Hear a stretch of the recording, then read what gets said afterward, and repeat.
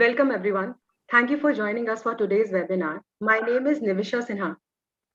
Today we are presenting India Electric Three-Wheeler Market Outlook for the year 2022, moderated by Mr. Samsheed Diwan, BPN Group Head of Corporate Ratings, ICRA Limited, with a esteemed panelist, Mr. Pushkar Sinha, Vice President Sales and Marketing, Atul Auto Limited, Mr. Rajiv, VP Business Strategy, Head Sales Marketing and PR, ETO Motors, Mr. Ajay Mishra, General Manager, Marketing, Vari Group, Mr. Dev Mukherjee, Managing Director, Omega CK Mobility, and we'll be starting in a minute.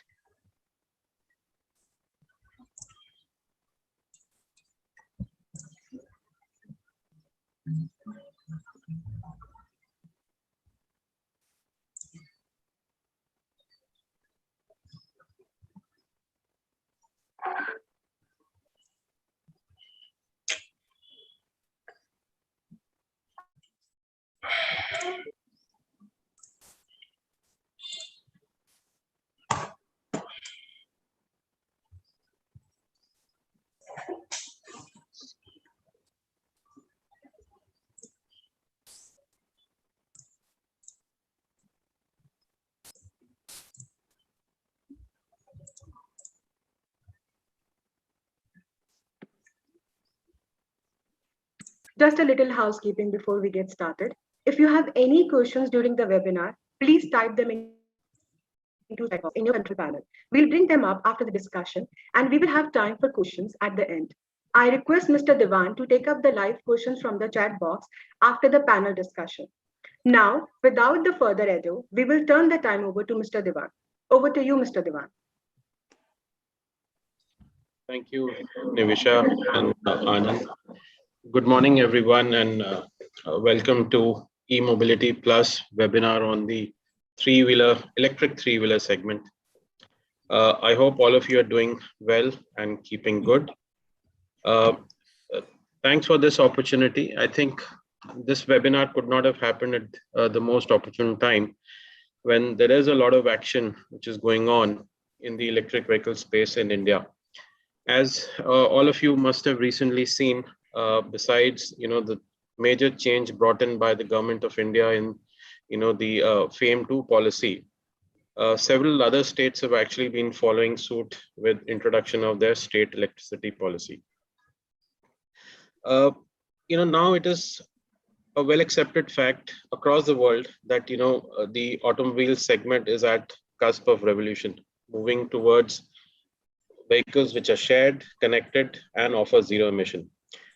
Unlike developed markets like US, Europe, and China, where electric cars are actually leading this revolution, it is now a well accepted fact that in India, it will be the two-wheeler and the three-wheeler segment that represent low-hanging fruits as far as our electrification journey is concerned. Now, we all know that, the age-old business mantra that customer is the king. And this is something which is true for all segments, including the three-wheeler segment more so. And it all starts with the customer and understanding what their requirements are, what their expectations are. What is it, that a potential three-wheeler buyer is looking at when they're evaluating, a three-wheeler as an alternate? I think these are some of the important aspects that we can, try and understand during the webinar from our panel members today. Now, some of the questions which are there in mind of people are, is the electric three-wheeler comparable to conventional three-wheelers in terms of their capabilities, product features, load carrying capacity, etc., and durability? Secondly, are the electric three-wheelers at a price parity with conventional vehicles, both at the initial cost of ownership and at a TCO level, that is total cost of ownership level?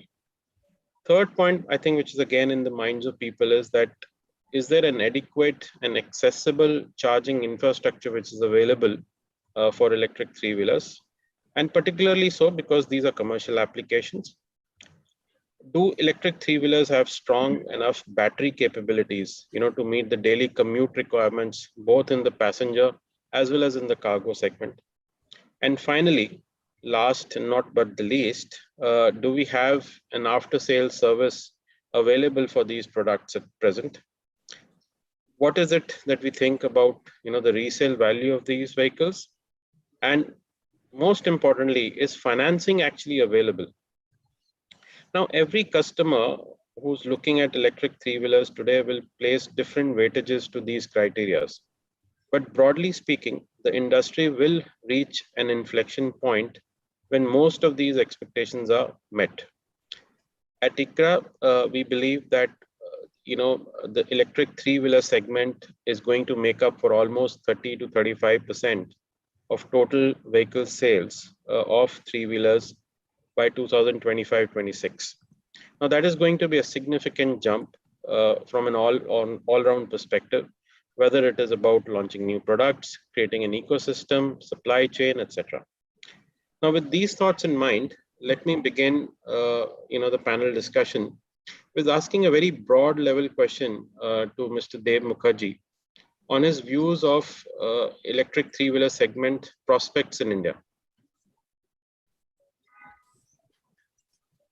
Yeah, okay.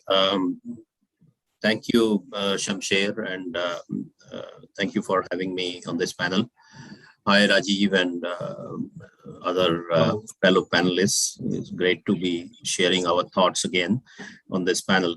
See, as you rightly said, Shamsher, the whole transition to electric mobility has started in India, and we are seeing a big push last couple of months. One of the major driver has been the government policies. The central as well as several state governments have come up with additional incentives, etc. So this is the incentivization of the whole, whole electrification. And I believe that if you want to do a rapid transition in a disruptive technology like this, then you will have to, the state has to play a role. The fiscal incentives, etc. Many economists have debated whether it is good in the long run or not. I think that's not the point of discussion today. But leaving that aside, certainly it is a great opportunity provided by government, aided by the government policies to speed up this electrification. And I think in the context of India, any disruptive change or a radical change needs this kind of state push. We have seen this happening in solar. We saw this happening in telecom. Telecom density in India was 7%, in 2007, 7 people out of 100 had telephone. Today, it is 85%, the cell phone. So from no phone, we went straight to the cell phone or a smartphone. So I do see that, something like that will happen in the electric vehicle industry also. Obviously, the industry has to play a big role in terms of, bringing out technologically robust product, a high quality product, a product that is in terms of life, in terms of quality, in terms of safety, it is at par with the time and tested IC engines. That's very important. And I do see that the early phase of, the cheap Chinese imports or the jugaad, so-called jugaad, vehicles made in India, that phase is off now, and industry is consolidating, and serious players will be staying here in the long run. So, to summarize, I'm very upbeat, very bullish, and I do see that, of course, government is, Niti Aayog is putting a number of 80%, electric vehicles by 2030. Well, I don't know whether that will happen or not. It's very ambitious, but I do see that in the format of two-wheeler and three-wheeler, I definitely see going past 50%. And I think that's a significant number, looking at the absolute numbers that India produces in two-wheelers as well as three-wheelers. So all in all, a very, exciting sort of time for the electric vehicle industry. And I think most of the stakeholders are coming together, government, the industry, the financing companies also have to play a part. And we do see, them taking a serious interest in next few, months or so. So overall, we are very bullish, very upbeat. Thank you very much. Mr. Sinha, if I could come to you now, you represent the existing fraternity of the three-wheeler market in India. Now, while the government has, done its bit in terms of providing demand incentives to support EV adoption in India, particularly so in the three-wheeler and the two-wheeler segment, what, according to you, are still, the missing pieces of the puzzle that needs to be worked upon, either by the industry or by the entire ecosystem overall? Yeah, thank you, Shamsher. The brief which you gave, I think, covered a few points on the current state of the industry and how it's going to go forward from here. Now, the government has supported in terms of the policies and in terms of extension of the FAME2 policy till 2024. However, as a full tier OEM, the challenges which we face, or the entire, I am speaking on behalf of the entire three-wheeler OEM community, the full tier players, is that the conversion from the existing ICE vehicles to electric vehicles, the first challenge comes obviously the cost of acquisition. So now we are selling products which are under 3 lakhs, 2.5 lakhs to 3 lakhs. That is the range of products we sell, whether it's the cargo vehicle or the passenger vehicles. So even after BS6 coming into force since 20 the last financial year, the cost of acquisition, there is a huge gap between the cost of acquisition. I'm talking about the high speed three wheelers, the L5. So that is one biggest challenge. And the second challenge, which has been compounded by the fact that retail finance is not available to the extent it is available for the ICE products. Today, after and during the pandemic, okay, we can take pandemic as an aberration, but uh, especially after pandemic, most of the retail finance NBFCs have suffered huge losses. Hmm. So they have pulled their hands back even for the ICE funding, and therefore the industry has crashed. Even compared to 1920 and even compared to this financial year, 21-22, will not even be half of what we did in 1920. Right. So this is the current financial year. So, and that kind of challenge exists today, and we do not see any positive movement from the retail finance front, at least for the next 1 quarter minimum, depending upon, and God willing, if the third wave doesn't come. There are a lot of ifs and buts amongst the financing community, and we are trying to give our best in terms of supporting them in recovering their dues. And that applies even for right now. We have the L3 range also available, and we have been selling since last about 5 to 6 years. And there are other plans also going forward. But the second challenge, which is of retail finance, is really a very big challenge in front of us. However, I think from SIAM, I mean, I do not know whether SMEV has taken it up or not. From SIAM, the same has been taken up at the government's level, and has been the three-wheeler funding has been included as part of priority sector lending. So that is one important, a development which has happened in last say couple of months, and in fact they've been trying since last about a few years. But once the government agrees to what is required by the industry, especially on the financing front, then there will be a complete ecosystem which is coming together to promote the electric vehicles. The intention of all the full tier OEMs is also there to promote electric vehicles, and there is a lot of noise in the market today on launches and the new products and higher and better technology products compared to what Mr. Mukherjee said, that there were earlier Jugaad vehicles which were actually, but in fact I see that as a kind of building base for the future volumes. So that perhaps led to the adoption from especially the bottom of pyramid customers. So they adopted the E3 wheelers, and then the base was created. Then the government stepped in. Then the registrations were made mandatory, and then gradually the volume started to pick up. And now most of the vehicles, most of the OEMs are registering their vehicles whether with ICAT or with AREI, the high-speed vehicles. There are very few, I think, lead-acid vehicles and low-speed vehicles getting approved by ARA, perhaps because the players also see a lot of merit in going ahead with the higher technology vehicles. So that aspect is good and will give some, compatibility versus the current ICE products. Hmm. And the last point, as an introductory note, I wanted to again kind of put it on the board or the on the table here, that the technology wise, I mean, as far as technology wise, there is still a bit of gap in terms of how the customer perceives that, whether it's in terms of the starting torque, it's fine.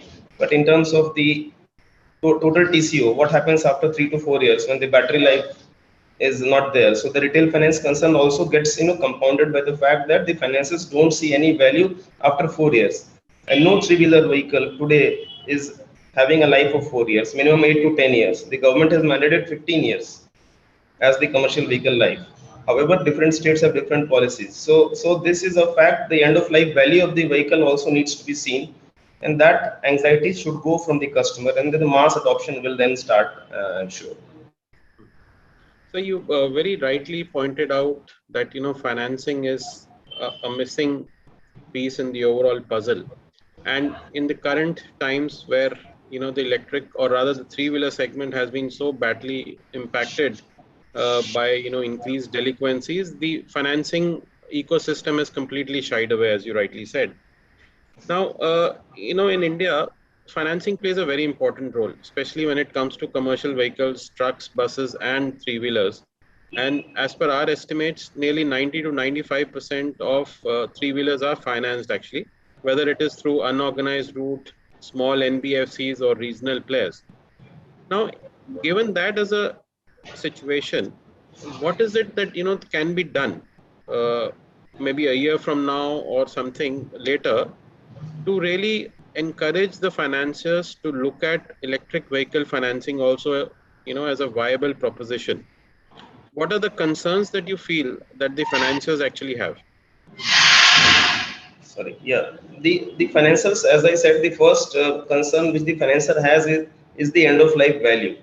Because beyond 4 years, if the customer is apprehensive about the fact that the vehicle needs a replacement of battery pack, which is about 50% of the cost of the vehicle, the cost of the vehicle itself being higher because of the initial the battery pack costing as of now in India is still pretty high. So that concern is there paramount in with the financials. Secondly, now the finances need to be given the confidence that at least post the third or fourth year, when the battery pack is kind of getting kind of unusable, then there'll be a refinance option available. There'll be a refinance option available. Now that if you add that as a top up to the loan currently, then the IRR, the cost of the loan goes up. So the EMI paying capacity of the customer also is limited, and that also goes up in return. So that cash 22 situation will gradually ease out when the end of life recycling of the battery, and there is some salvage value available for the battery packs is there, and therefore that will slowly get factored into the upfront financing of the vehicles. So that is first. Second, the IRR, which, and because of this reason, the cost of the financing today, most of the financiers who are funding the vehicles, they are not funding more than 70 to 75% of the Loan to actual. value ratio. Yeah, so therefore the low LTV which is available currently is a deterrent to the acquisition of the three-wheeler vehicles. And also, especially after the pandemic, the passenger vehicle has suffered a lot, and therefore the passenger vehicle segment, we do not see a very bullish growth in the current financial year. But definitely, as and when the markets open up, there will be huge adoption, starting from the metro cities where permit restrictions have been removed, especially for the L5 vehicles. So that is a good, windfall gain which is going to come for the high-speed L5 vehicles. Therefore, the government has to look at that. Another aspect in this is the customers, because most of the EV players have been seeing. I am seeing they are comparing it with the diesel vehicles. Hmm. The actual comparison should happen with the CNG vehicles, which Right. are being sold in metro towns, because initially the high-speed three-wheelers are not going to get sold in B and C class towns. The adoption will be very late. By that time, the battery prices should have come down considerably to enable a faster adoption. However, the CNG vehicles, which are a much lower priced vehicle even after BS6 coming into force, is the comparison or competition versus the electric vehicles. So while I believe that the CNG vehicles and electric vehicles will coexist in the future, and Right. they have to, because the government has made a major push towards adding addition of CNG vehicles, and today I think not more than 2 or 2.5 thousand CNG stations are available in the country. But going forward in the next couple of years, there will be at least 10 to 15,000 CNG stations coming. So there's a huge push from the government side on CNG network also. So the diesel vehicles will gradually go out of the system, and especially when the OBD2 kicks in, the onboard diagnostic part 2, which comes into force in 2024. By that time, the diesel vehicles will become even more costlier. but the CNG vehicles will still be affordable, and in terms of running cost, it is actually not so high compared to the electric vehicles. The gap is not so high. So that is, so this is what I think is required for the ramping up of the electric vehicle volumes. So to sum it up, what you're saying is that over a period of time, the market is kind of getting evolved between CNG and electric, and Correct. diesel may actually phase out gradually, especially as the regulatory environment becomes even more stringent for that segment. Now, let me come to you, Rajiv. Now, some of the challenges that the three-wheeler segment faces is that what happens to end of life at the vehicle after 3 to 4 years, but the battery is completely, wear out. So, given that as a challenge, do you think some new and innovative business models can actually, evolve in the industry? I mean, can there be leasing as an option? Can there be rental schemes which are possible? Yeah. So just before I come to thanks, Devan, for the question. Before I just come to answer this direct, let me just spend some time on the performance of the market last year, and it has got a lot of things for us to be learning it from. If you look between financial year 2019 and financial year 2020, and if we're just talking about passenger domestic sales, right? Hmm. There is an overall dip of 8%, right? The growth is negative 8%. 5.272 lakhs were the sales in 2019, and we are talking about 5.25 lakhs in 2020. Now, the interesting factor is, though the absolute number is low, but I want this particular point to be made. In the overall 5.25 lakhs, while the overall market dipped by 8%, the electric passenger recognized market, right? I'm not talking about the regular Jugaad tuk-tuk vehicles that we run on the roads, mostly at Delhi NCR without any registration at all. I'm not talking about them. I'm talking about recognized ICAT approved players vehicles. The electric passenger market grew by 600%, right? Now, again, the absolute numbers could be small, say, for example, few thousands, but then the trend has already begun, especially with bigger players coming into picture, better products coming into the market, and I would say better accountability by the players, because gone are the days where where OEMs used to say that, boss, this is the product I have, you take it or leave it, right? But now we are talking about OEMs hand holding the customers throughout the life cycle of the product, because OEM also recognize that this is a change in the technology, and then the customers need a lot of hand holding, right? So what does this mean? This I only spoke in terms of the passenger vehicle, and if you look at the cargo vehicle, where the overall sales were, say, for example, 1.5 lakhs, 1.3 lakhs in FY19 and 1.1 lakh in 2020, which is again a 13% dip. But again, if you see in this cargo, among the electric vehicles penetration, there is a positive growth, right? So I think the downward trend for the regular, I would say, ICE vehicles, and the upward trend for the electric vehicles has begun.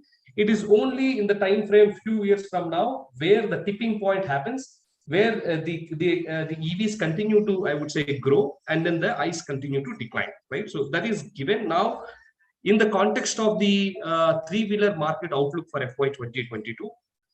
I think in the very beginning of the year, thanks to, I would say, multiple initiatives taken by the government and also the industry leaders, especially cargo as such. I mean, let me speak more about cargo, because passengers got a lot of, I would say, variables depending on it. But cargos is the low-hanging fruit, and many industries have resolved to go towards electric, whether it is Amazon, Flipkart, Grofers, Big Basket, Udaan, all the right, e-com players, or Reliance, JioMart. Even the FMCG are now talking about converting their milk run operations, that is from their dealer to retail points, into electric, right? So it has definitely caught the fire, and it is going in the right direction, right? So from the outlook perspective for FY 2022, this is only going to grow, and this year is going to be even more crucial, with a lot of actions, including the EESL. Very recently, EESL has already launched through CESL the aggregator model for two-wheelers, right? And then Kerala is the state where they pioneered with, and my I would say understanding is that it is really going to be a hit. Now they are trying to replicate the same for the three-wheeler market, where we are in constant touch and conversation with them. So that means even the government is also pitching in terms of the demand aggregation and supporting that, right? So I think the box, in the Ludo box and in the puzzle are actually falling in place to bring a better, beautiful, and a greener picture, right? That is number one. Now coming to your questions of end of the life cycle and innovative business models. See, the interesting thing is, while we all hear that time and tide wait for none, I would say business also waits for none. For example, when we talk about innovative models, let me tell you, these innovative models have already been, I would say, deployed, and they are being followed. Few examples, right? When we talk about the end of value, now the government also brought in a policy where the glider and the battery, the energy can be decoupled, right? And they can be registered, which means from the end customer's perspective, right? We all know the restriction of the life is only because of the battery, nothing else, right? The other mechanical components, they remain the same. Now, from that perspective, from policy perspective, the decoupling has already happened. If somebody wants to only own the glider and they wants to take the battery as the energy as a service, options are available. There are organizations working on it, including Ito Motors, number one. Number two, even in terms of the battery technology, for example, when the vehicles have started, OEMs used to offer a 1-year warranty or 1.5-year warranty. Now OEMs are talking about a 3-year warranty on the batteries, right? And if at all we talk about Ito Motors, we are talking about a 4-year warranty on the battery. And we are also telling the customers that after 4 years, if you intend to exchange the battery, the customer can choose either he can freeze the rates right now, or he can choose that because the battery prices are anyway coming down, right, with the volumes increased and all. At end of the 4 years, we also give him an estimate that this is what it is going to be, and hence the customer, the end buyer, is convinced that yes, my total cost of ownership, because through my running cost itself, I'm able to recover more than 1 lakh in the first year, right? And by 3-4 years, the complete vehicle's cost is recovered. Right. So that is number one, the decoupling of energy and glider as an innovative business model, which is already in place, that is happening. Number two, the biggest hit of retailers not being financed. This is definitely something needs to be spoken about, and I'm sure there are actions being taken by the government to address this particular thing. But even in this context, what's happening at this point of time is that the OEMs kind of stepped up the game, stepped up the ladder, and then OEMs are talking about providing the vehicles on the lease model, right, where the end customer need not worry about having these vehicles on their books and anything, etc. Lease models where the complete service is taken care, complete maintenance is taken care, the complete uptime and running of the vehicle is taken care, so that the fleet operators or the end customers would only focus on his main, I would say, core areas. I think that is also those innovative business models are also in place. Now, most importantly, this is again very interesting. Now, even these e-com players are working very closely with certain governments and certain NBFCs and trying to provide the financial assistance and solutions to their 3PL partners, who at this point of time have been running diesel vehicles, and now they are transitioning to the EVs. And even the end customers like these e-com players are also kind of supporting. And we have tied up with Amazon and Big Basket in making the vehicle ownership model very, very affordable, right? So the way I'm trying to, let me to summarize the complete thing and the questions that you have asked. Yes, we are towards the tipping point of where the EV sales and the percentage of growth will overtake that of the ICE vehicles. That is given. There is no debate about it. Number two, are there hindrances? Yes, there are hindrances for this growth, and I believe the government and the needed stakeholders are acting upon it. Number three, have these hindrances been overcome by innovative business models? The answer is yes. Those business models are already in place, and people are really making the best use of it. Thank you very much, Devan.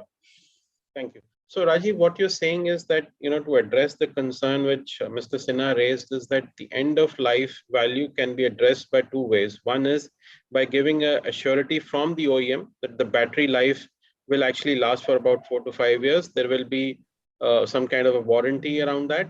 And yes. Secondly, innovative business models can come in wherein battery replacement can be offered as a solution to electric three-wheeler consumers, right? Yeah. Mr. Mukherjee, if I could come to you now, you very rightly mentioned that, jugaad is something which is not going to work anymore, and we need to look at some sustainable and durable product offerings and technologies.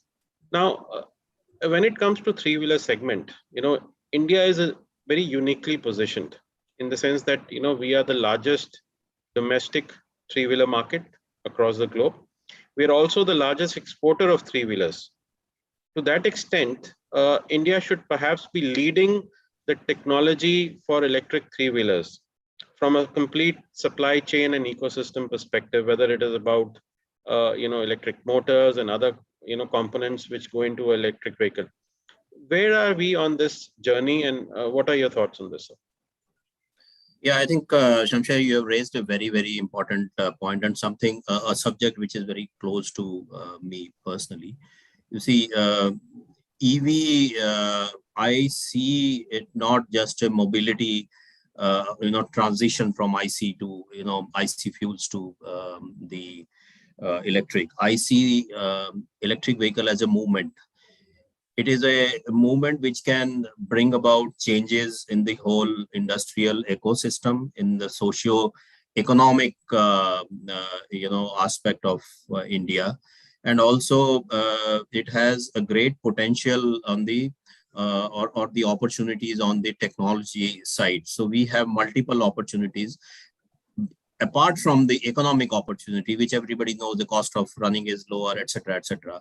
Now there is some debate on TCO. Leave that aside, but the economic benefits are known to everybody. The point I'm making here is that this is an opportunity where Indian automotive industry can really stand up and become a global player, something that did not happen in the IC engine industry, even though we manufacture almost 3 million cars and 1 million commercial vehicles and 20 million scooters, etc. So we are a fairly large players by any, even global standards. We are number 4 or 5, whatever. But the export of vehicles are just for 600,000, and you're right. The maximum exports that we have is three-wheelers with Bajaj and TVS, etc., leading the pack, which is good. Which is great. But I see that India has a great opportunity to become a global player on the component side. More on the component side, not so much on the finished vehicle side, apart from the three-wheeler or probably two-wheeler, but two and three-wheelers are pretty sort of focused market. India is a unique market for three-wheeler, for example. And globally, there are not many such markets available, except probably Africa, Bangladesh, etc. So coming back to the opportunity, I think the major opportunities are there in the motor electronics, power electronics, and also the software side. You see the modern vehicles, EV or no EV, but the next generation is, everybody is talking about EV.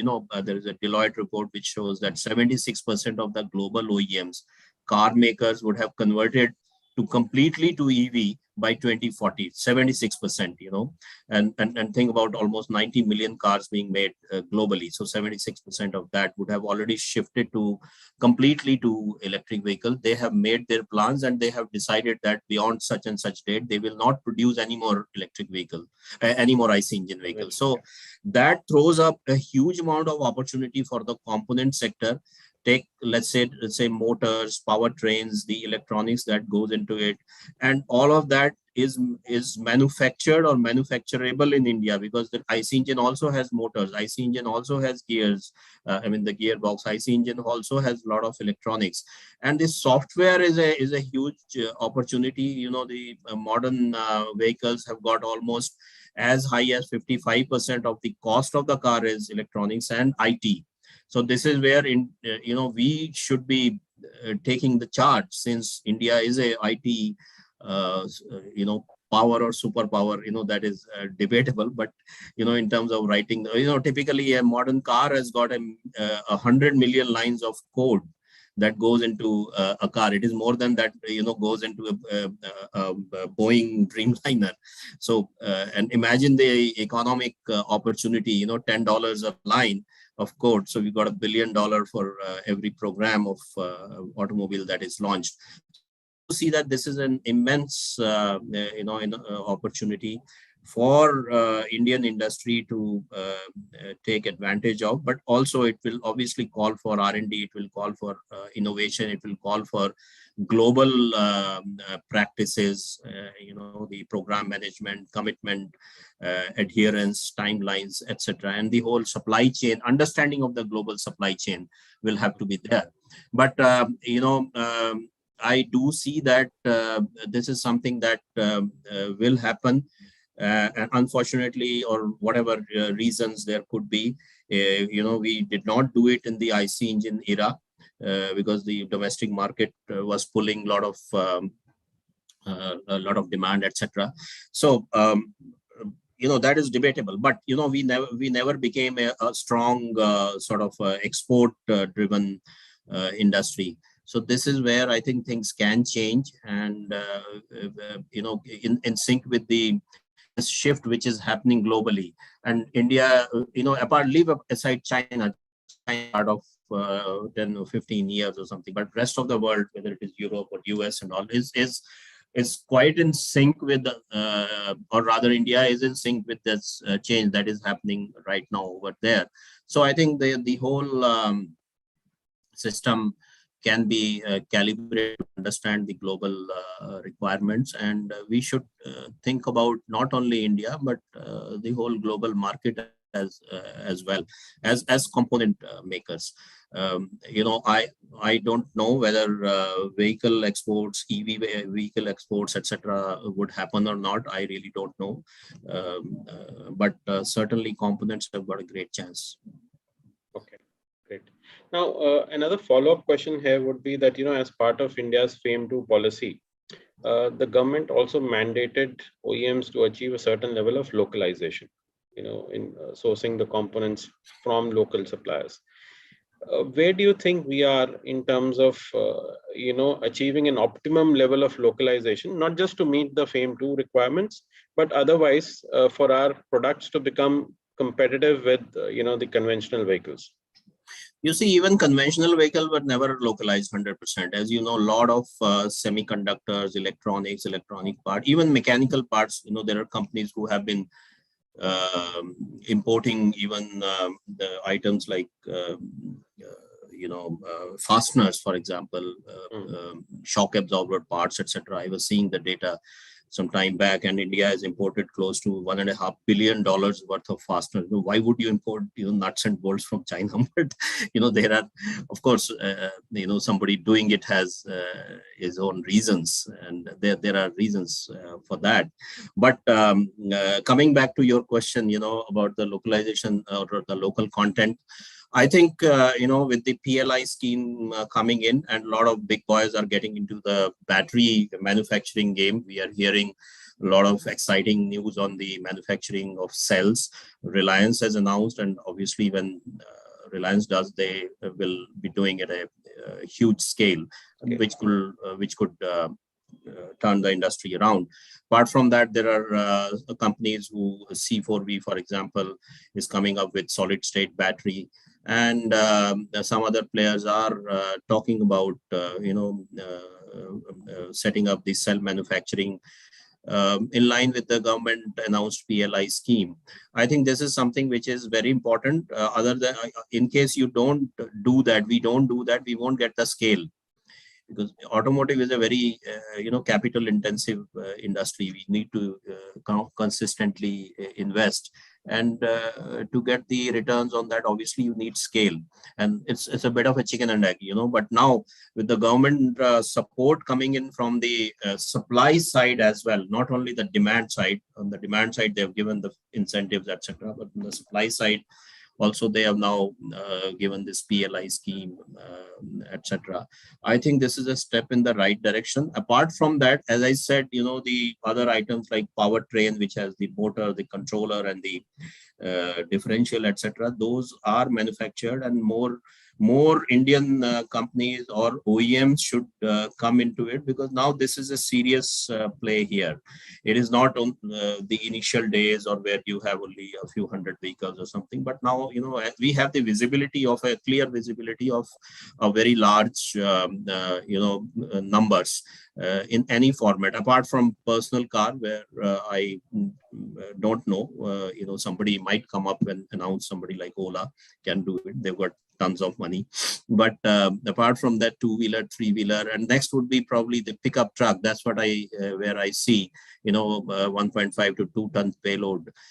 These formats would definitely pull the requirement of localization of the components. And I think, most of it should be done in India in next 3 to 5 years. That's my take on this, including the battery. And in battery also, there would be several technologies, as you mentioned. There is lithium ion, then there is lithium ion, without cobalt, then there is solid state, graphene is already there, so and so forth. So the technology itself is evolving, and most of it could be done in India, without much challenges on the supply side. That's my view. So what you're saying is that, with the government's push coming in, the entire ecosystem, including the auto component suppliers, are also gearing up to, innovate and look at solutions which can meet the requirements of electric mobility, and particularly electric three-wheeler segment in India. And clearly, as the volumes are behind us, India has the potential to become not just a major domestic producer of these products, but also as a supplier to, the global markets. Okay. Sure. Right. Mr. Sinha, if I can come to you now, again, bringing, the Indian uniqueness in perspective.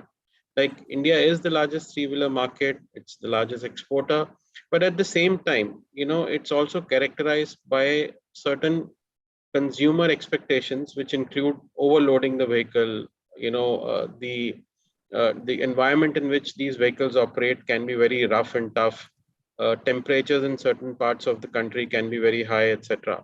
So given all these conditions in mind, how do you think, the products are actually being designed and developed to ensure that there is no difference compared to the ICE vehicles at present? So I think you're on mute. Apologies. So I think it's good that you raised this question. I wanted to mention this point only, the consumer side expectations, because we deal with a lot of customers. We deal with the passenger vehicle customers, we deal with the cargo vehicles customer day in, day out. So if first coming back to the previous point on the end of life value, just to give a comparison, say after 4 years, when the battery, where whatever price you offer for the battery, the salvage price, or kind of a re-engineered product, or a battery pack which is perhaps having some salvage value and which can be bought off, and there is some innovation, what Rajiv was mentioning. So if we come out with that kind of innovation, and I believe certain players are already doing that, still, if you compare it with an ICE vehicle, say the ICE vehicle costing about 3 lakhs, the asset value as on today, and after 4 years, the resale value price of that vehicle in the second-hand market is about 1.2, 1.3 lakhs minimum. Now that is a resale value which gets added. So the TCO, if you compare with the electric vehicle, you are adding and topping up further costs and increasing the burden on the consumer with further costs of a battery pack. Whereas here in an ICE vehicle, even if the customer wants to sell his vehicle after 4 years, he will get minimum 1.2 to 1.3 lakhs. So there is a clear difference of about 2 lakh rupees, which is coming as a, and which gets factored, should get factored in the TCO calculation. Because okay, when you take the TCO, where the cost of acquisition, the running cost, and the salvage value, so this point is a major deterrence. However, if you actually go, maybe if the battery technology can be improved a bit to say stretch it to about 5.5 to 6 years, which I believe a lot of work on the tech front is already happening. If it reaches to about 6 years battery pack value, and the financing can also be then increased, number one, so the cost of acquisition goes down considerably. Number two, the end of life value for such products will be much more comparable to a 6-year-old ICE vehicle. that time. So then the gap between the a second-hand ICE vehicle and a refurbished or with a new battery pack of vehicle will be much lesser. And I believe as we go ahead, the battery pack prices are going to come down. So I am sure what Rajiv is talking about, that inflection will come. I am still not sure whether it is going to cross the ICE vehicle sales, and by 2030, I still believe that the percentage penetration, especially in the three-wheeler segment, will be close to 35-40%, or maybe close to what Mr. Mukherjee is saying. Maybe still not touch 50%, but still going to about reaching to about 35% will be a good, penetration, because the rural areas will still not catch up in 5 to 6 years. And unless the mass adoption happens in the rural areas, which constitutes a major chunk of today's three-wheeler sale, it will not cross the inflection will not be achieved. That is the first point I wanted to raise. Second, the environment which has been created by the government, whether in form of the policy or whether in form of various, say special purpose vehicles created like EESL, and they are all ordering and they are doing tendering on big scale and trying to increase mass adoption of vehicles. So government is working both on the demand side and the supply side now. However, the same thrust has to be there consistently, because if we go back in history, then when CNG vehicles came first, and it was launched in about I think 97 or 1998 in Delhi, that time it was the three-wheeler industry was dominated by petrol vehicles, diesel vehicles. Only the bigger cities had petrol vehicles. Most of the state capitals had diesel vehicles still running inside the city limits. But with the start of CNG, there was a lot of hesitation from the customers in terms of first the safety aspect of CNG. Then there were other running cost aspects. CNG being the operating temperature of the engine is very high. So there were certain concerns about the customers. The government enforced that thing in major metros, and gradually CNG was kind of mandated by the government, and now it's running in most of the metro cities, and now wherever even LPG stations are there, it's now gradually getting replaced to CNG. So that CNG drive is a major thrust of the government. So I don't think government will compromise. So the CNG presents a challenge, if you say. For us, I think we see it as a good opportunity in terms of developing the entire ecosystem which consists of CNG and EV vehicles. But going ahead, if you want that entire ICE vehicles should get replaced, including CNG vehicles, get replaced by E3-wheelers, it will be a challenge. It will be a challenge. So I think the coexistence factor has to come in here. Sure.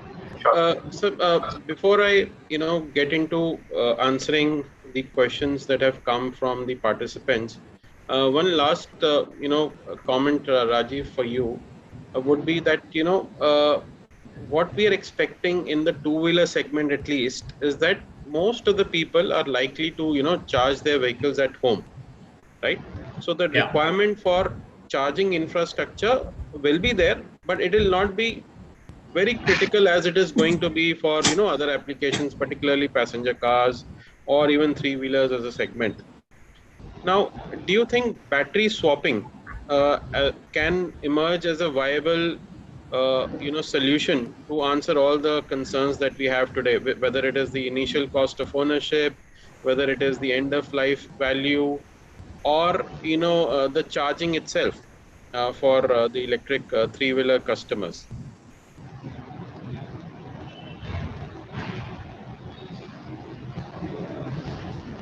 Rajiv, are you there?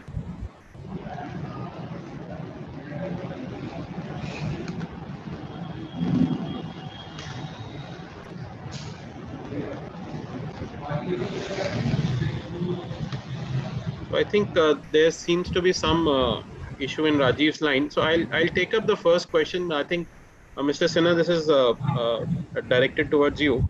The question is that can we expect business models of selling vehicles without battery, wherein the battery is owned by some energy service provider companies? Yes. I think these are interesting, I would say, points, Diwan. Let me answer one by one. Number one, from the battery swappable perspective. Now, when you look at the different vehicle portfolios, say, for example, two-wheelers, three-wheelers, four-wheelers, and later on, the ergonomic way of handling them is only possible at this point of time, to the major extent in two-wheelers, where the overall battery wattage capacity would be, say, for example, 3 kilowatt or maximum 4 kilowatt hour.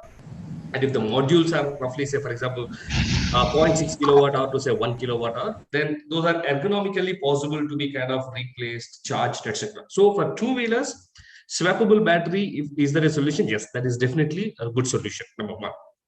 Now, number two, there are few products that are being offered in the market which provide a range of, say, for example, 80 to 100 kilometers, right?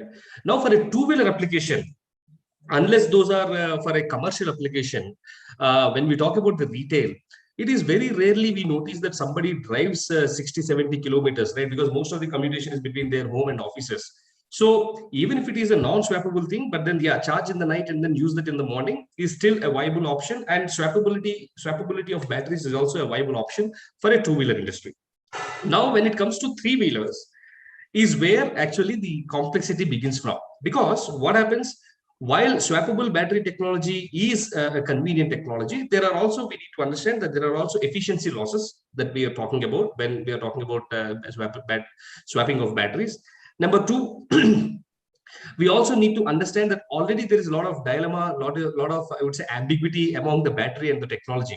Now, on top of it, when we add the uncertainty of swapping it, and then if that not being handled by the end customer rightly, that would unnecessarily create a negative vibes around the product. So for three-wheelers, and also for three-wheelers, ergonomically, say, for example, we are talking about 7.5 kilowatt hour battery sizes. For example, our vehicle has got around 10 kilowatt hour battery, right? So it is ergonomically not possible for somebody to kind of lift the whole thing up and replace and stuff like that, right? And for four-wheelers and above, let us forget it, because it always asks for robotic arms and different technology interventions for such things to happen. Not viable for a retail usage. So battery swapping technology is definitely a good, I would say, low-hanging fruit for two-wheelers. From three-wheelers onwards, it depends upon the case study. But as long as the vehicles are able to provide a charge and a range, which is more than required for an intracity or for a day-to-day operations, I don't think this is required.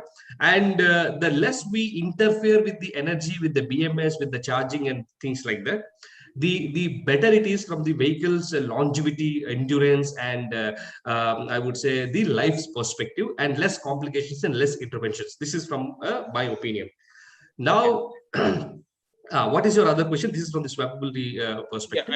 Yeah. So that was the question for you. So we are now going to the questions that are coming in the chat box, Rajiv. Yeah. And the first question is for Mr. Sinha. I read that out, but I'll read it again. It was, can we expect business models selling vehicles without battery? Can battery be owned by some energy service providers?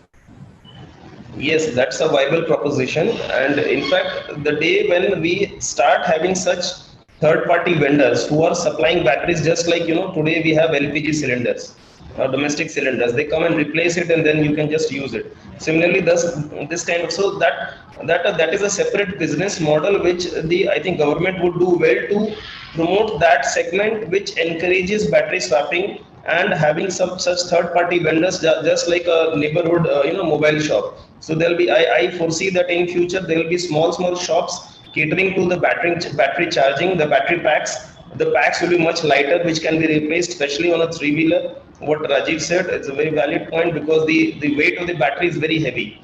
And say even for a 4.5 kilowatt hour capacity, the weight is about in excess of 12 to 13 kg. The person has to physically lift the batteries and then put it inside the charging docket and then come back. Or that vendor will provide these services. So the entire facility is just kind of a drive down. It's a drive-through kind of a system which I foresee is going to develop, where the customer drives through with his three-wheeler, whether it's a cargo or a passenger, and just he gets his battery replacement done. There'll be certain fixtures which will be made for that, and which takes care of the physical handling of the vehicle, and where the customer doesn't need to come out of the vehicle. The entire thing is just a drive-through, and within say 2 minutes the battery is swapped, which is perhaps time, with the time taken is for 2 minutes. If it comes down to 2 minutes, will be much more lesser than the time required for refilling a CNG vehicle. Today, the refilling of a CNG vehicle, if the pressure is low, takes about 4 minutes. So it's if the replacement time comes down to about 2 minutes, and it's in a drive-through kind of an atmosphere where these third-party vendors with a lot of incentives from the government, where the high tension lines, which is a major requirement of swapping batteries today, because the docking station needs a high tension line. So such ecosystem is made favorable, then it really is going to thrive. However, it is more to catch up with the cargo segment, because cargo segment, it's an end-to-end transportation, the running is lower. So the battery swapping can really catch up faster in the cargo segment, but the actual daily running is lesser. And endpoint, even for the e-commerce segment, the e-commerce companies can install these charging dockets inside their hubs, and which can be a point-to-point transportation, and which does not take one trip size, maybe trip length would not be more than 10 to 15, 20 kilometers at the on the higher side. So therefore, maybe 3 or 4 trips can be done before a swapping battery. The battery needs a replacement. Maybe two, at least 3 trips can be done. So that kind of, and then the next vehicle can be replaced with the new battery packs. So that is another low hanging fruit which I foresee catching up fast in the future. Great. I think that makes a lot of sense. I'll take the next question for you, Mr. Mukherjee. The question is very specific. It says that you have a tie-up with some Log9 batteries. Now, is this partnership expected to lower the battery cost, and how do you see the charging infrastructure going ahead? Yeah, Log9 is a startup, as we all know, and they have the graphene, the super charging battery technology. These are great guys. They have a great technology in hand, and we have started using their battery.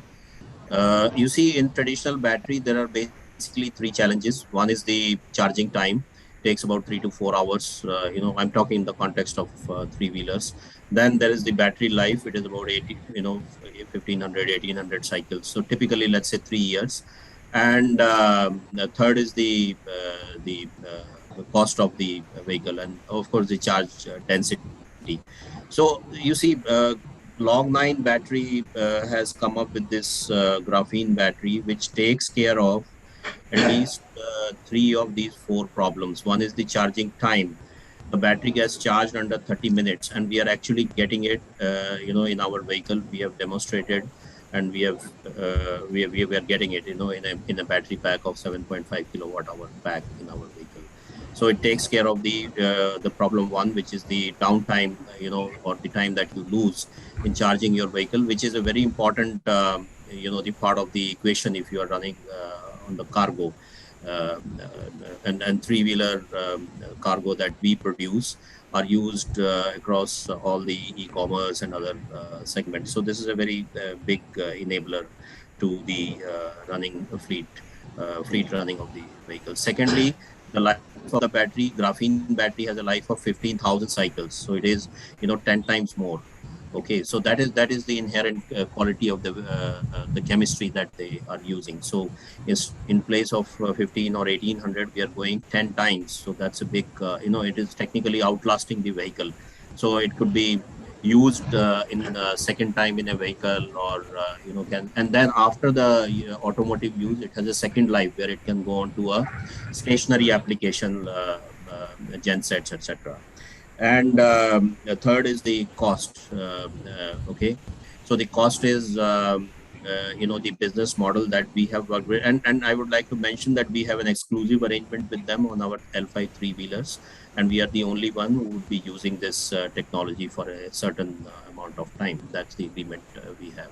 So in terms of cost, there is a cost benefit apart from the cost benefit that you derive by lower charging time and higher battery life. Also, on the direct comparison with the lithium ion, we are about 10% cheaper, and we are now working on a new business model where the battery could be sort of a lease, sold on a lease model, the battery itself. So those are the some business models that we are in the final stage of discussion.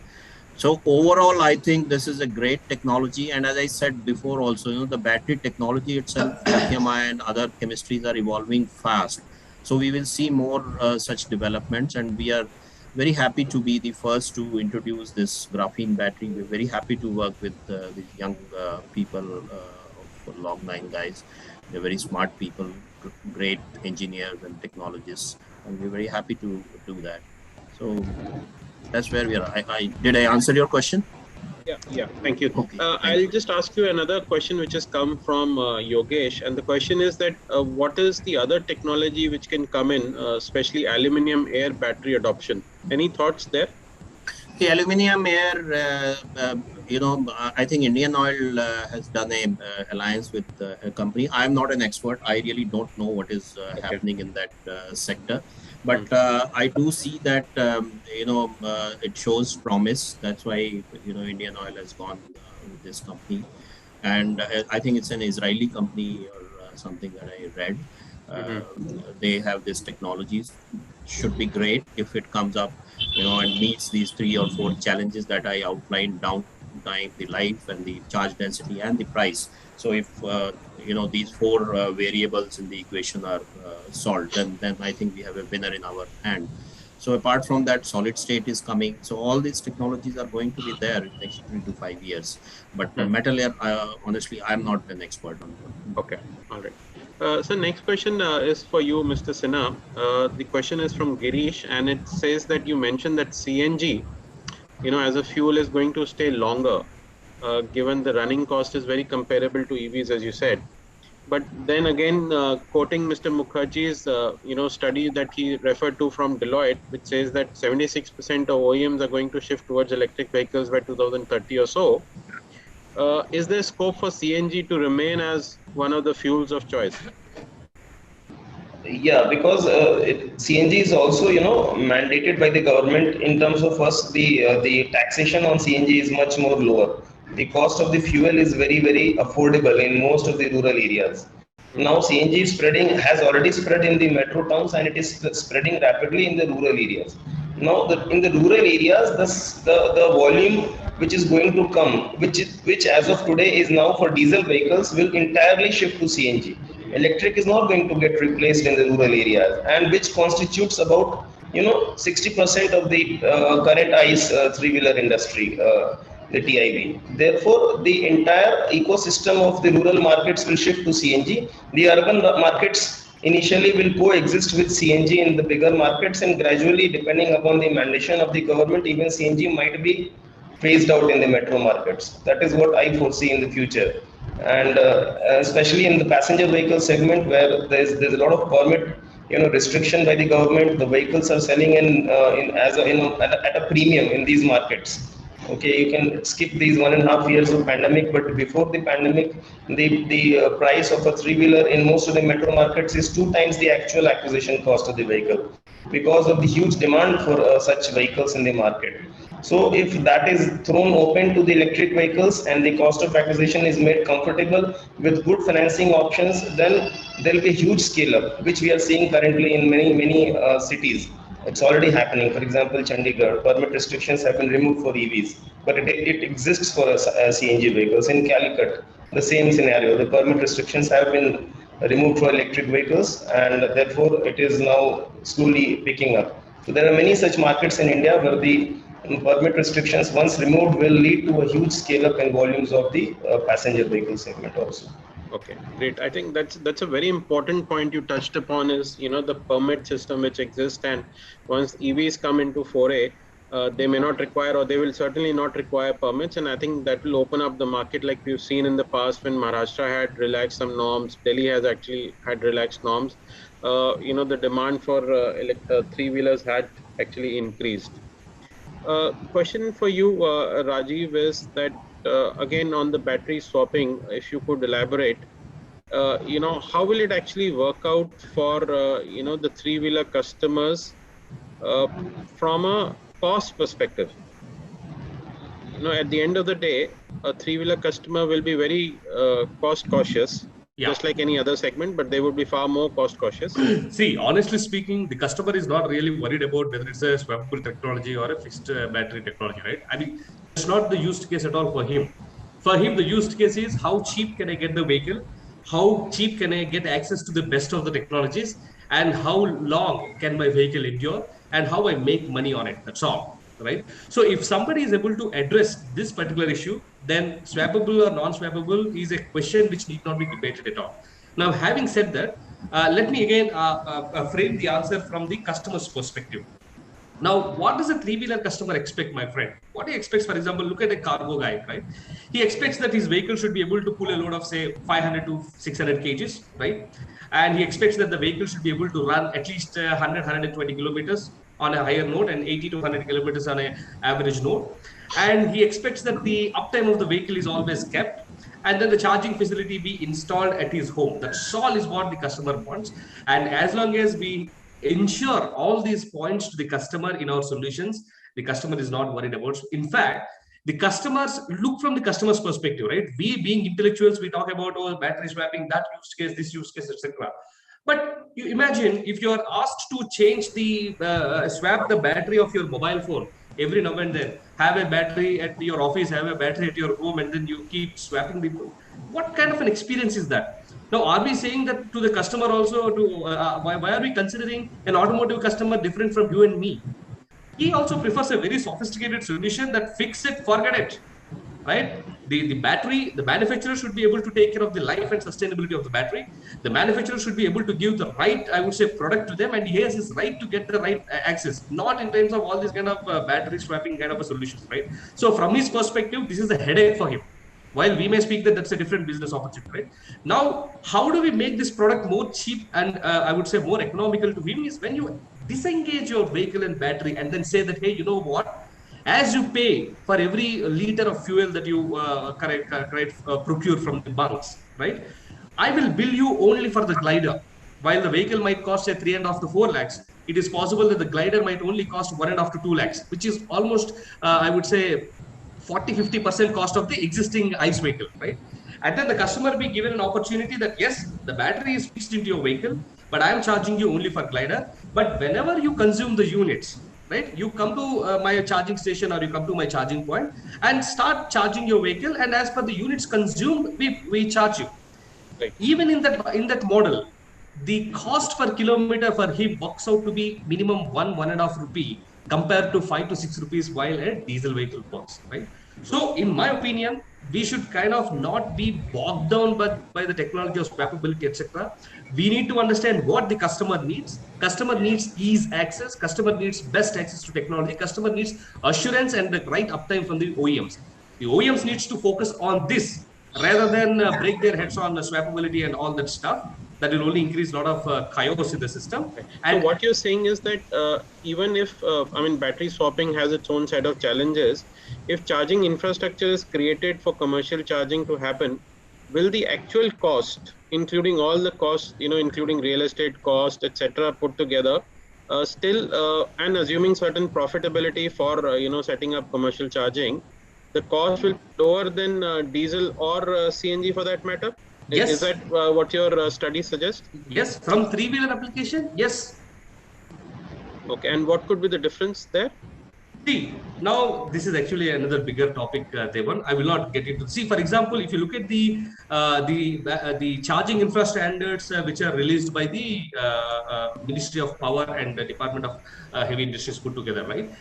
For four-wheeler chargers, it talks about that you need to have a CCS, you need to have a CHEDEMO, you need to have a DC001, you need to have everything to set it up, which takes the cost to around say 20 lakhs, right? For a regular four-wheeler charger. But for three-wheeler chargers, it is a regular, I would say, the 16 amps power supply that we have, or a regular industrial connector that we have, right? Which is basically most of these clusters are anyways in industrial areas, right? And then where the loads are already available. And majority of these warehouses have ample space for them to park their vehicles, right? So the cost of setting up the charging infra, provided the space and everything is given by them, and then the additional power source is available, would not cost more than few thousands. Now look at the comparison between thousands and 20 lakhs that we are talking about setting up charging infra, right? So let me tell you, the industry has already discovered or invented the way. It chose the path of low resistance, and it is going in the direction. We as stakeholders need to propel that, accelerate that, and help the industry to evolve into them than to distract it with multiple other options. Okay, got your point. I think that makes a lot of sense. Mr. Mukherjee, if I could come to you now, I think one of the most important aspects, which perhaps is less talked about is in the after cycle of electric vehicles, what happens to the recycling of used batteries? Uh, that's a missing element of the entire ecosystem. So, what is it that needs to be done to take care of that aspect? Yeah, that's another important aspect of automotive industry, and not specific to EV, but EV has some specific issues or challenges, because the battery constitutes a major portion of the EV, and it is a it has chemicals, it has rare earth metals, etc., etc. So what, how to go about it, that is the whole challenge.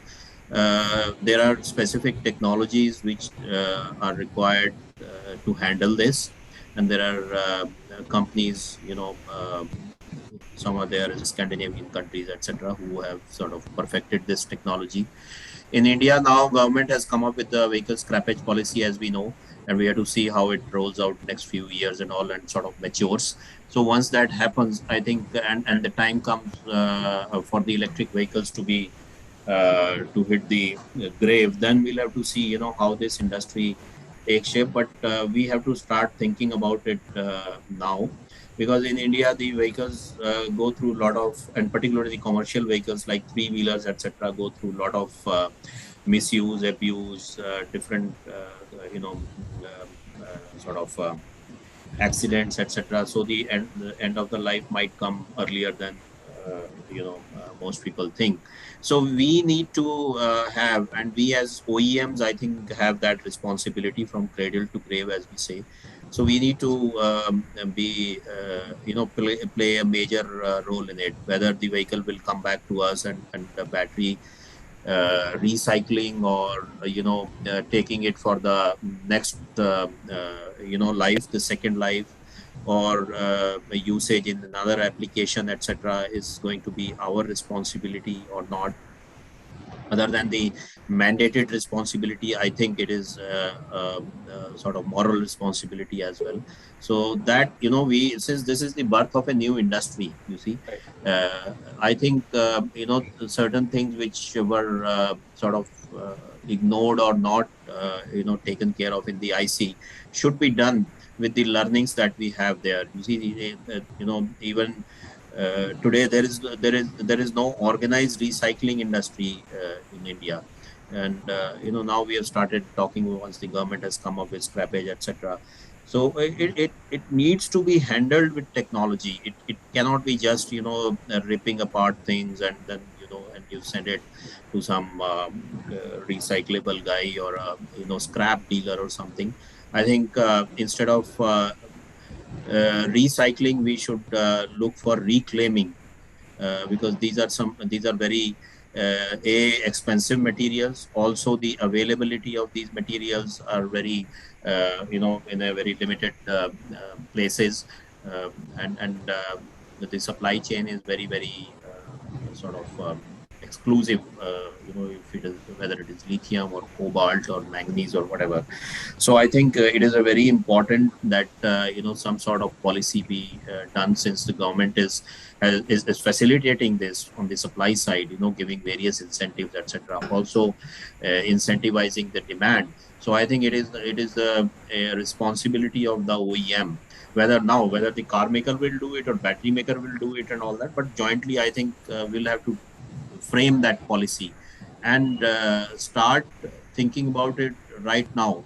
You see, the laptops and cell phones have been there for 20-25 years, and most of the spare batteries or the used batteries are sitting in the desk drawers in our homes. In a home, we discard a cell phone maybe every 1 year or 2 year, whatever, and what happens to that? Nothing. So I would love to see that it doesn't happen that way in case of vehicles, because vehicles, a lot of these sensitive materials and sometimes hazardous materials also go into it. So it should be handled carefully and reclaim as much as possible, and there should be a separate supply chain for that. Right. So maybe there is scope for it to be clubbed with the scrappage policy and the the thought process which the government has around that. Maybe. Yes, Right. I think so. It should be it should be part of the vehicle scrappage policy. The vehicle scrappage policy is a broad guideline, Yeah. so it should be EV. Tomorrow it could be hydrogen, and I don't know what. So it has to be part of the whole vehicle, the life cycle management. Also, Understood. let me tell you one thing, Yeah. Diwan. It is always one step at a time, right? For example, as our analyst rightly said, the automotive industry has been there for almost 150 years, or I would say even 250 years, right? The first French general who invented the first steam engine automobile, right? As part of this French army. But then now we are talking about the scrap policy now for automotives, correct? So even for EVs, I mean, I'm not trying to draw an analogy from it, but what I'm trying to say is there is a time to handle each problem and one step at a time. For example, we are still taking the nascent baby steps. And then right now we say, oh, these batteries are going to pollute it. There is going to be a pile up of batteries. How do we handle it? Is not a necessarily panic question to be answered now. Nevertheless, already the batteries after their life, there are already static applications where they can be used as storage devices, right?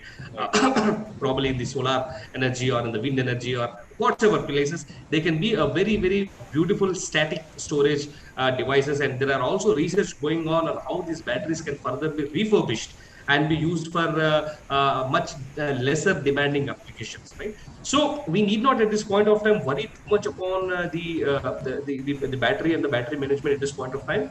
The industry will evolve and we will be able to solve it rightly. And as also the panel said, the hydrogen fuel cell technology, which I see has got a great application for the intercity operations, right? For example, when we talk about 300, 400 kilometers range, an EV can provide such kind of a range, but that has a direct impact on the cost. But for a hydrogen fuel cell technology, no, it is not a direct impact on the cost. That's a different approach of solving the problem. So I think in such cases, and even the fuel refillment, etc., is easier. It is very, very similar to ICE, just that instead of petrol, diesel, you have a hydrogen fuel as a technology, right? So I think for the long haul, for the intercity operations, for high demand operations like trucks, buses, etc., those will take, I would say, precedence going forward. But yeah, we are in such an interesting times, and we need to see which technology takes the lead and which would emerge as the winner. But as an ecosystem player, we should always be ready that as long as any of the technology brings the burden on our environment and makes it more green and livable for our future generations to come, we should be open, we should embrace, and we should kind of evolve with the technology. Sure. So, Mr. Sinha, if I can come to you now, I think there's one area where we have not discussed enough, or rather, we've not discussed at all, is that dealers are an essential part of the overall auto value chain, and there is a big apprehension that once electric vehicles come in with lesser moving parts, after sales requirements will drop. So there can be challenges for the dealer's viability, which itself has been under pressure for many years now, with costs increasing and vehicle sales actually not, going up in the same manner. What are your thoughts for the dealers? What can be done, when EVs become a reality? That what could be additional revenue streams for them? Yeah, so even when the ICE engine vehicles were going through this transition phase, and because of the increasing cost of vehicles and the additional technology being implanted on the vehicles because of the requirement for meeting the emission norms, the servicing of the vehicles became more and more costlier. If you see the data, say about 3 years back, the actual free service redemption beyond the warranty period of the first year was hardly 20 to 30%. Only the vehicles within warranty would come to us for service. Beyond warranty, the redemption was less than 30%. Going forward, as and when the vehicles have become costlier, the technology has become not so friendly because there's a lot of use of electronic parts in the current IC engine vehicles. It has resulted in a decline in the vehicles going to the aftermarket for servicing. Okay. So therefore, now the dealers of the regular ICE products are also getting used to service the vehicles even beyond warranty in their workshops, and where the contribution of the spares revenue, the contribution of the service turnover has increased considerably. Still, service is not a profit center, unlike the four-wheelers and the cars, where it's a major profit center. The body shop, the body work, the service of aftermarket vehicles, the annual maintenance contracts which are given, the service-free schemes which are given. It is not there for three-wheelers because of the habit of the consumers, that bottom of pyramid customers. They do not have the habit of going to an authorized workshop because of the high cost of service. In electric vehicles, I see that as whenever we come out with a package, it should include the charging also, because that is the point wherein which will draw the customers to our workshop, and wherein we can offer them as an additional at an additional cost a complete package which consists of the replacement under warranty of the electrical parts, the charging of the vehicles, the parking charges are also considered as part of that package, which will take care of the apprehension of the customer and which will lead to a better service revenue. But I still do not see that as a profit center going forward, at least for the next few years, when actually the vehicles become more affordable. One more point which I wanted to add in between was, so that is I hope that question gets answered. And the point which Mr. Mukherjee raised regarding the scrapping policy. Now, I'm sure the panelists must be aware that in India there already exists the scrap and replace policy for three-wheelers. It's not today; it's since about 2007. It exists in Delhi. Even today, vehicles are getting scrapped in Delhi, and that's as per the Citizen Delhi Government Partnership, the Bhagidari scheme. More than 50,000 vehicles have already been scrapped, the three-wheelers, the CNG vehicles, and they are being replaced with new three-wheelers, because in Delhi there are no fresh permits, therefore it is getting replaced. However, it is not available for cargo vehicles. The recent Delhi recent Delhi government's policy, which has given demand incentives for scrappage also. I think there is 15,000 rupees scrapping incentive also for replacing the vehicles, whether it is a cargo or some other passenger vehicle also. So that is an aspect which the government must look at. Also, another aspect is that they should not compare like to like the L5 and the L3 vehicles. The demand incentive on L5 should be much higher than that of an L3 vehicle. So many state governments are coming with a common state incentive which equates the L5 and L3, which should not be there. So we should promote a higher technology product. Even if the L3 is famed to, the L5 should be given more incentives going forward. Okay, okay, understood. In the interest of time, I think we have only 6 or 7 minutes left. So, we've deliberated a lot upon various potentials that exist for the three-wheeler market in India. And we also discussed in detail about the various challenges, bottlenecks, and hurdles that also exist. Now, I would like to ask all the three panel members one last question. In your mind, what are the top 2 or 3 things that needs to be done for making three-wheeler electric vehicle segment, a big potential that it exists today? So if I can start with you, Mr. Mukherjee. Okay, I think it's a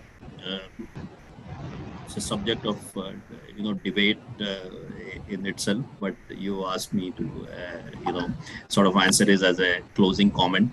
So I would say that we have to see what can be done on the supply side and what can be done on the demand side.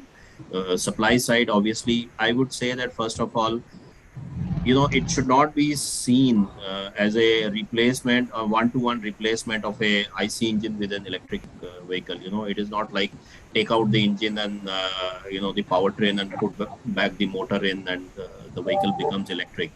Okay, initially to kickstart the vehicle transition, etc., it is fine. But I would love to see vehicles being designed with the whole electric, a vehicle, I mean, electric powertrain integration point of view, like the cars are designed. The car is designed around the battery.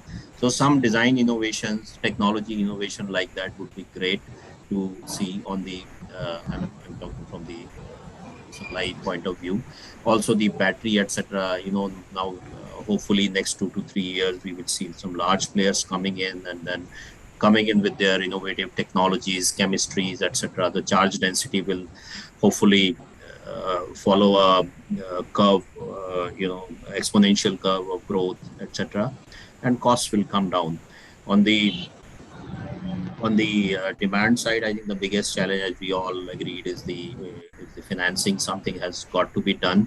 I think unless the state-run banks don't pitch in, the scale will not come, and affordability will not come. You know, the private lenders, etc., are charging astronomical rates, which are not really viable.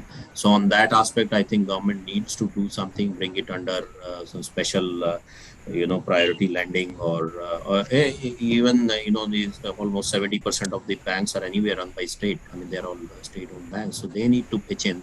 And it's a huge opportunity. It's more than a couple of $1 billion of market waiting to be tapped, and somebody will come with an innovative product and take it. So that's when the whole the gates will open, because that is what typically happens. Somebody will come with a product and then everybody will fall in line. So I think these, one on the technology side, I would really be very happy to see not just a copy paste kind of design approach, but an innovative design approach. I would really be happy to see. And then on the demand side, to kickstart the demand, we need to do something on the financing side. So that's my view on this. Great. So what you said, I mean, just to summarize, you said that technology should be integrated. It should be built from scratch. Second point you mentioned is that over a period of time, we'll see significant investments being made in, localizing the battery cells in India, which coupled with improved technologies and lower costs will accelerate demand. And third, the most important is doing something about the financing ecosystem overall. Now, Rajiv, if I can come to you now, again, 2 or 3 critical things, if you can briefly summarize before we go to Mr. Sinha on this. Yeah. So no offense to the big time players, right? But I always believe that the solutions and innovation would always come from the startup community. There is a reason why I'm making this statement. Earlier, before taking this role, I was the electric vehicle business head for Gati Logistics, where we had plans to deploy close to 1,500 EVs in our operations, right? Now, with all such kind of a good rating of a company, and when we started approaching different, I would say, banks and NBFCs, most of them are tight-lipped. They just do not want, they think that it is too risky proposal.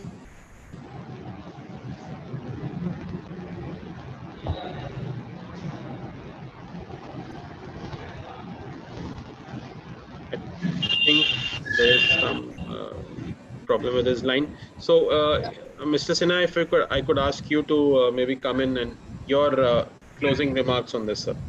Yeah, so I think the first which I wish that all the startups or all the bigger players should come out with a technology which takes care of the loading capacity as far as cargo vehicles are concerned on the technology side, the product side, because today most of the players are launching their products in that 500, 550 kg payload, which is comparable to the current IC engine vehicles, most of them.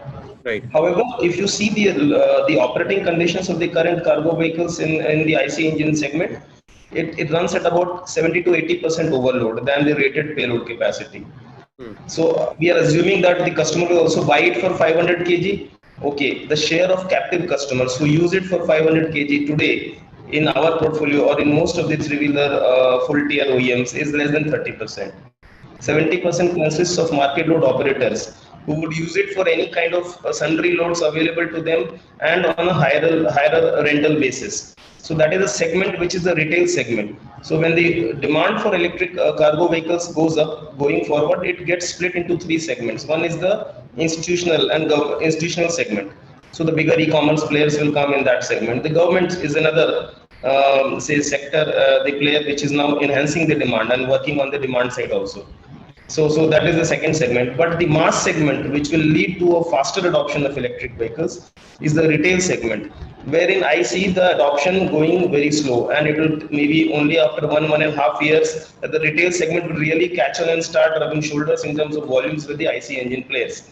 So that is the first I see as far as product designing is concerned. Somebody who comes up with a 650, 750 kg payload, rated payload with a say about 1400 kg GVW, that player will, I think, match the market from the regular IC engine players and also from the other electric vehicle OEMs. And the second aspect is on the demand, the FAME to incentives. The FAME to incentives and the state incentives, the government incentives there is a lot of delay in the submission or the clearance of these dues of the subsidies. So there's a lot of capital is blocked when you actually retail a vehicle and you expect that the FAME2 subsidies will get accrued to you very soon, or the demand incentive from the state government, various governments. There's a lot of money blocked in the system, and which leads to a hesitation from the OEMs and the dealer network to promote the vehicles. Right. So I think these two things, other than the retail finance aspect, has to be taken care of. One last quick word, sir, from you on the passenger segment. We've talked enough about the cargo segment, but on the passenger side, what would be your expectations? Yeah. So passenger segment, the currently even the L3 segment, they are kind of it's a challenge between the regular players and the cheap Chinese imports, which are hampering the faster adoption and the viability of the existing players. So full tier OEMs, the costing of the vehicle becomes a challenge, because we have to compete with the cheaper Chinese imports, and their setup, their service backup, their aftermarket is zero. Right. I mean, I would say. But however, they are selling playing in the mass segment. So those kind of imports, the government must restrict to ensure a clean and a favorable environment for bigger players. Yeah. Understood. Rajiv, I think you got dropped out. So just in the interest of time, we have 1 minute or so. If you can quickly give your 2 points on this, very briefly. On financing, is it? Not on the overall success of electric three-wheeler segment in India. Yeah. Last summarizing points. Yeah. Definitely, cargo is the low-hanging fruit because the adoption is institutional, the decision-making is faster, and the applications are well proven and established. Nevertheless, the expansion in the base of cargo vehicles will create or pave the way for passenger vehicles also, which brings a lot of confidence among the retail purchasers, among the Aam Aadmi who wants to buy these vehicles, and also adds immense value to the overall ecosystem. So the way I see is, in electric three-wheelers ecosystem, the cargos would take I would say, the leading position, and it would pave and create the way for the passenger and other applications to kick in. Okay. All right. Great. Thank you. Nimisha, over to you now, and like to thank Mr. Sinha, Rajiv, and Mr. Mukherjee for great valuable insights on the segment. So over to you, Nimisha, now. Thank you so much, Mr. Devan. I would like to say thanks to everyone. We appreciate you being here. I would like to thank all the dignitaries for giving us their valuable time. Thanks again to all the attendees for joining us today, and we will see you next very soon. Have a great weekend. Thank you so much. Thank you very much. Thank you. Thank you. Thank you. Thank you. Bye. Thank you.